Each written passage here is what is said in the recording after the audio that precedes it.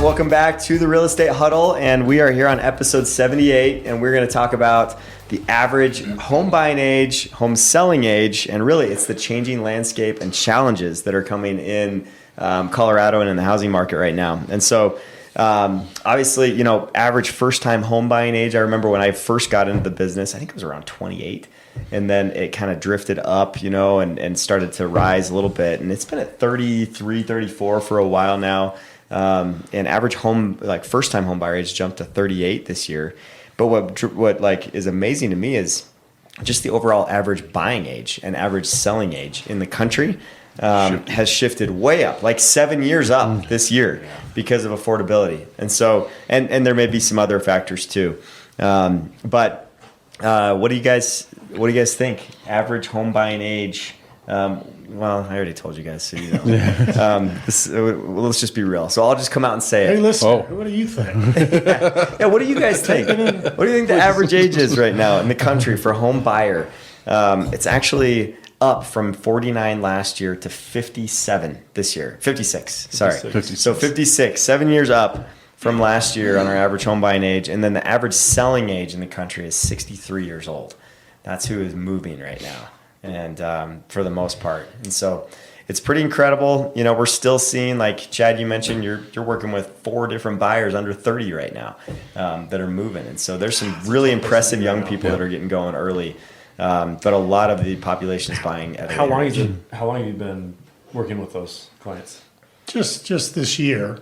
And to your point earlier, some fall out of the system when they realize the cost. But, you know, interest rates have ticked down a little bit in the last couple of weeks. Maybe that's enough. But anyway, I'm mostly celebrating the awesomeness of these younger people getting started now. Yeah, that's the message. No, it's awesome to see somebody that young realizing that there is that home, you know, American dream to buy a home and understanding that. I had a tear so, in an eye yesterday. I'm like, oh my God. You got to commend their you know, financial responsibilities that they've taken to be able to get to that point. So, which is good. And how much further ahead are they going to be buying 8 years prior to the norm? Work on that math for when I home make values have doubled in the last 8 years. So you think about that, right? You bought a home for $450,000 8 years ago, and now it's worth $9 million. Yeah. So I just happened to go through some numbers and wrote down some things. So the average home, let's say you bought a $600,000 home in Denver, you average about 3% appreciation a year, and you put a 3% down payment down. So 5 years later, you've got about $50,000 in your loan balance paid off of your principal. 3% appreciation, you've got about $100,000 in appreciation. So in 5 years, you've made $150,000 in equity that you can actually get to. Not to mention the tax savings and some of the other stuff, the pride in ownership and whatever else you do with it. So think about that for a second. Is take someone who's 30, who's, I'm guessing their median income is, you know, in the 70s or something like that. You're going to make an extra $150,000 in 5 years, and you're doing that with a payment that is going to be similar to what they were doing with rent. yeah, So it's true. And I want to submit that I think that one of the biggest reasons why there's been such a change in the home buying and home selling age for real estate is mindset. I think mindset's a big one, and experiences that people have had with that generation. What you were talking about earlier, which I think I hadn't thought about, it makes the most sense when you're talking about like the age bands of boomers and X, etc. When you get into, what do you guys call it, millennials? Yep. You've never known a cycle where the mortgage payments weren't in the 4s. the interest rate was like 4 and 5%, right? Yeah. Whereas we all joke about our parents at the 17, 13, but what my was first mortgage payment was 8. Yeah. What was the price of the home? Yeah, fair. Yep. But just the optics of the rate is what we spend a lot of time talking about. Yep. And I think that's huge. The optics of a rate, that's a good way to explain it. But I think that you're like that generation in the kind of Gen X and baby boomer range, they get it. They've seen it before. And so it's not that scary when they see it again. And it's not that like just like repelling, when they see a rate like that. Well, maybe think about that. So we talked about the age of the seller being 63, and that's Colorado. Is that nationwide? It's probably pretty similar. Nationwide. A lot of what we've talked about in other episodes is, I'm not selling my house now because I don't want to lose my 3% mortgage to go into a 6. But again, if you take that learning and you're someone who's seen when they were 8s and 6, if they get to 6 again, that's probably not the sentiment they're feeling. Like, no, I'll get rid of that because I want to move. Yep. Right? And 6% is a fair rate. Or many of those cases, what does rate have to do with it? Because I own my home. Yeah, it's completely paid for. Yeah. Yeah. No, that's a good point. Yeah, and average, home buying age in Colorado compared to the rest of the country. The rest of the country is at 56. Colorado's at 47 years old. So a little bit younger, and I don't know really why that is. I mean, we live in a market that is less affordable than a lot of other areas in the country, but maybe, I don't know where we fall exactly. Obviously, in the median price of the country, we're way above that, like almost double that. Yeah. But One example, like when I was a younger man, I lived in Northern California, a lot of the tech, plenty of money to be had. So that is a younger wealth source, younger group of wealth moving from California here, where comparatively we feel is pretty affordable here. yeah, There's not that many places that It's we all can say relative, that. right? To California, anyway, that's going to bring younger buyers to Colorado. yeah. Well, On the I average. think the fact that we're a growth market too, that we go up on average, like 6 to 7% on average each year. Yeah. Like, I think that inspires a lot of people to buy because they realize like they got to get on this wave before it runs away. And so I think that's like the fear of missing out sometimes that does that for people. And That's that's a common symptom of millennials. yeah. Oh yeah.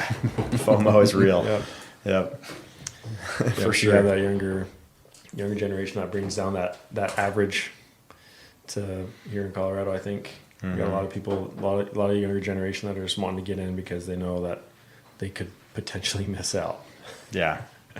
I'm one of them. Yep. I'm afraid of missing out on everything. So. For sure. Yeah. No, and I think, people in their 30s and 40s, they're grinding, they're trying to work through their career stability, their family life, kids in sports, club sports, it's just everything that I'm in the thick of right now. Like, I think it's a grind each month, to keep up, and they're just not, they're locked into a low rate and not really planning on moving a whole lot. Yeah. And so you've got that, but then you've got right when the kids get out of school, which is, ironically, 56 to 63 for most people, right? Our average home buying age, average home selling age in the country. Like that change of life, like when all the kids are gone, like that's why I think you're seeing more of those people sell their bigger house, Downsizing. downsize or change locations Yeah, to just a less lateral expensive move, yeah. market. Yeah, because their income's kind of going downward. And so they're trying to get to a less expensive spot. And I think that's why you see more of that happening at that age bracket too. It's life circumstances, mindset, the optics of the rate. And I think that the other thing is just affordability overall. They've had longer to build up the nest egg. So I think we've joked more than a few times about people from Colorado tend to come back to Colorado. Maybe that's not the case. Maybe we should stop saying that because kids in their 20s, 30s, this is a very expensive market. Yeah. There's lots of reasons not to come back. Now let's look at their parents who are 63 years old. They own their house entirely. They're moving out of Colorado more than they're downsizing within Colorado, I would think. Again, I shouldn't pose it. But that's the point of that is it's a little harder to come back to Colorado and buy when you're 30 now than it was 15 years ago. totally. Yeah, definitely. I hear a lot of Tennessee. Well, I've heard 3 Tennessees in the last 3 days. Yeah, we got some neighbors that are looking to possibly move to Tennessee. It's a great market right now. You can get a lot of house right now Yep. for the money. Big bang for your buck for now. Totally. I got just sent a referral off to Knoxville last week. Yeah. Got a Southwest Airlines pilot friend who's selling here to move to somewhere around Nashville because it's less than half as expensive. If I'd live in the Smokies. Like, I mean, the only thing keeping me here in Colorado is family. So like, because I've got so much family here, it's hard to leave. But if I didn't have What family about us? here, I could do real estate in Tennessee, no problem. You guys are disposable. Okay? Tell us No, how but you really like, feel. just like, I think, yeah, I'd live in Tennessee in a heartbeat, quite honestly, if I Well, didn't have so so many that's- things that's- tying You kind of here. look like a Tennessee guy with your flannel. Certainly with the Yeah, hat. What do you maybe. got, Hat, Murdoch? yeah. Yeah, maybe. Anyway, fit the there's picture. a handful of trends that are at play here. It is expensive here. Quality of life is pretty darn good. But if you're 63 and you own your house outright or have very low mortgage, and there are grandkids starting to show up in a different state, probably much more drawn to those grandkids Yeah. than to staying in this beautiful state of Colorado. Grandkids carry a lot of weight. Yep. Yeah. For sure. Uh-huh.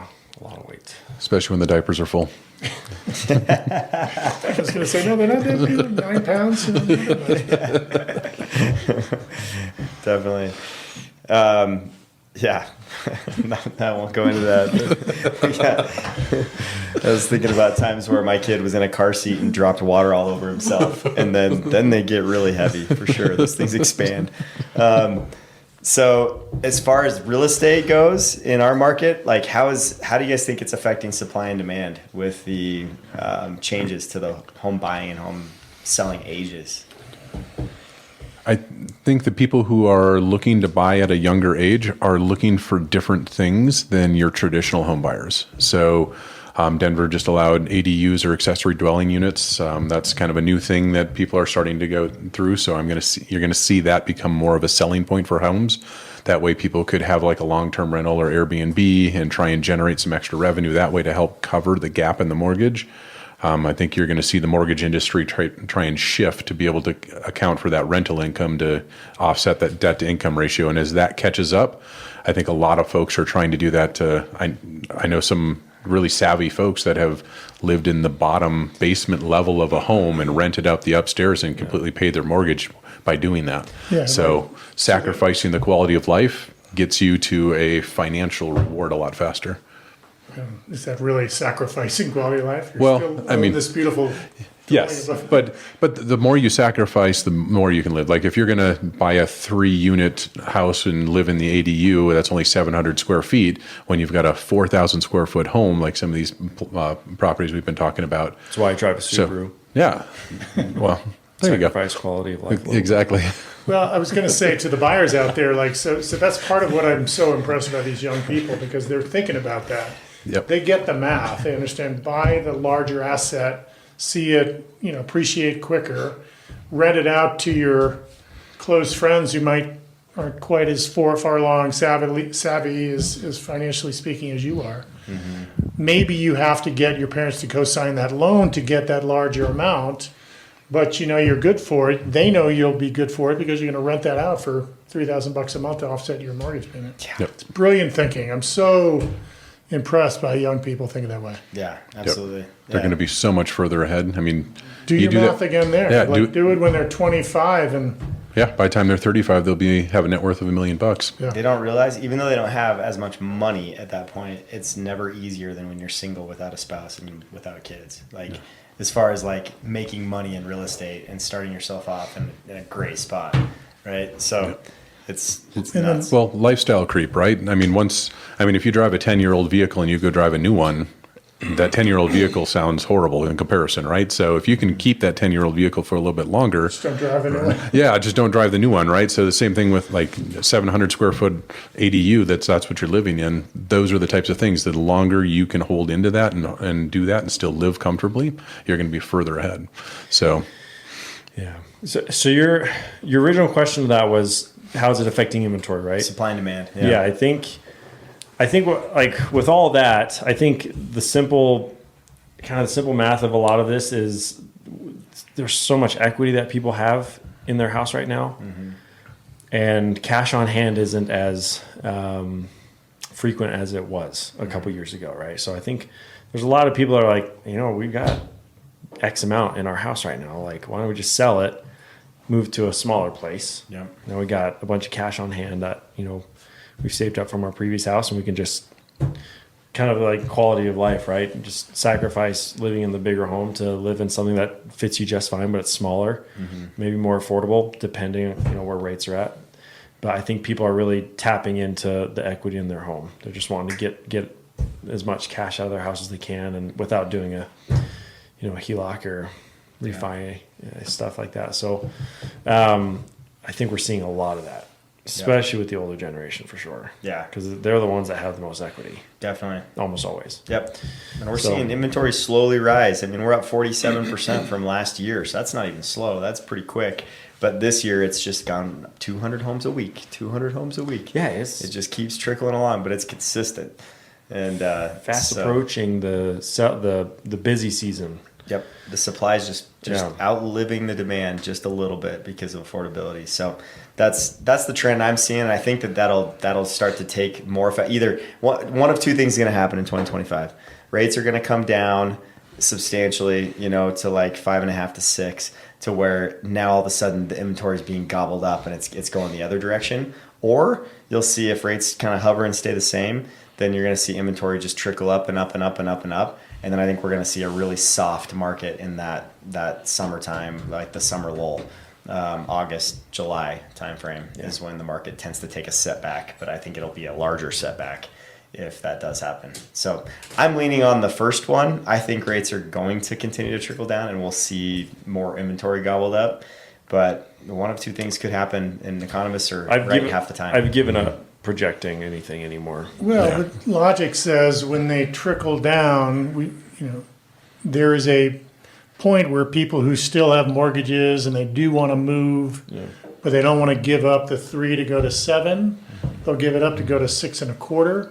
So there's a whole lot of pent up supply that's been waiting too. And if the supply comes in partnership with the buyer demand, it should be a very vibrant market, but still stay in somewhat balance. I don't know. I think the amount of potential energy that is building up within the buyer pool could easily destroy the supply very quickly.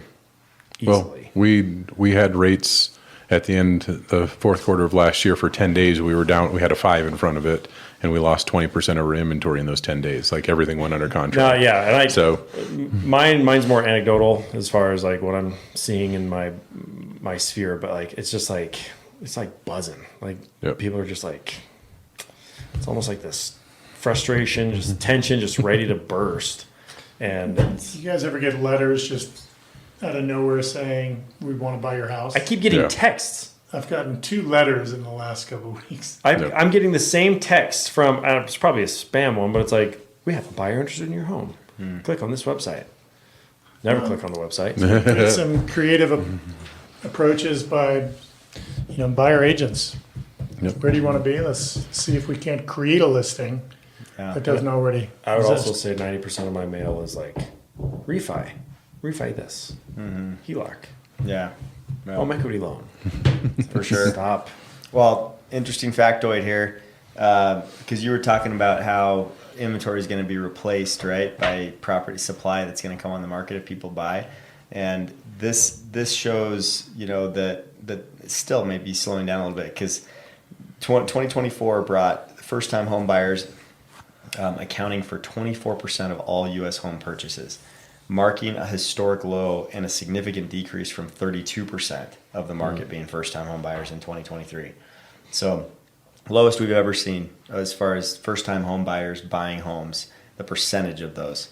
Usually first-time home buyers are between 35 to 40% of the market, and they were down to 24.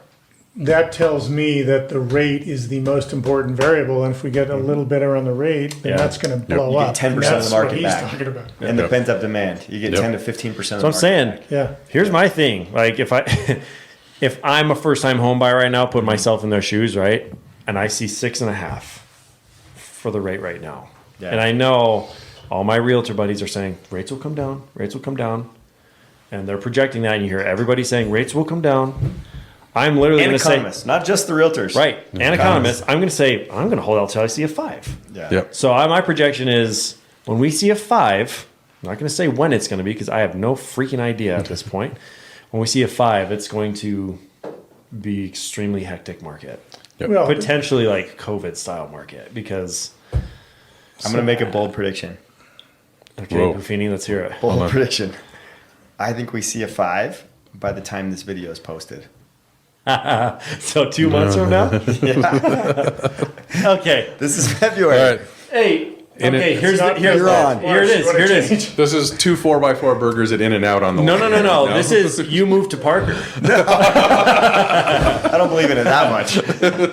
so But 2 burgers from In-N-Out? That is. I got you. I got you. That's a bold prediction. Yeah. I'll take it. Yeah. so based on that, it's too I'm gonna late get to you. say this. I don't know how, but I'm going to get you. It's too late to say this if it's going to be that long before this shows. But the opportunity now is go buy. We have leverage with the sellers. We'll get you a lower rate, but you got to buy now because in 3 months, 2 months, Everybody else is going to be buying. competition's going to change. There's nothing more annoying than having a multiple offer situation for a first time home buyer. Yeah.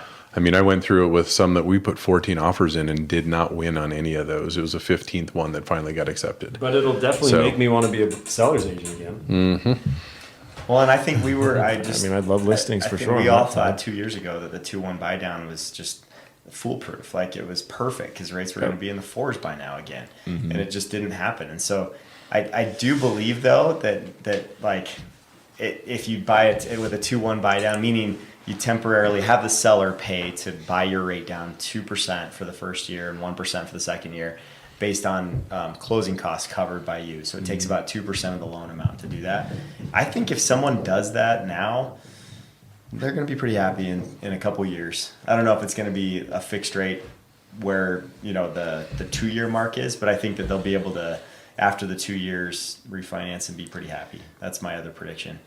But There's no. That's There's not so bold. Just Yeah. saying. the only absolute that we as realtors have is that we do not have a crystal ball. That's the only absolute we have. Got a magic 8 ball, but it doesn't No, do the but same. we can And- read the economic forces, and right now there is a But Chad, here's the problem. I mean, you dig into the data as much as you like. You're like, no, things are trending downward, and then the Fed's like, we're raising it back up again. It's like primary rates up. Like, all hey, on we're on a heater right now. 5 Yeah. days in a row, business days in a row. Yeah. Rates have gone down. we were on that like a couple months ago too. And we're like, this is it. This is happening. And then they're like, I don't think we want to lower the rates right now. Hey, today's March 4th. By the time this video is posted, we'll know who the national champion is for basketball. We will have a rate in the 5s, and Spencer will be buying me 2 In-N-Out cheeseburgers.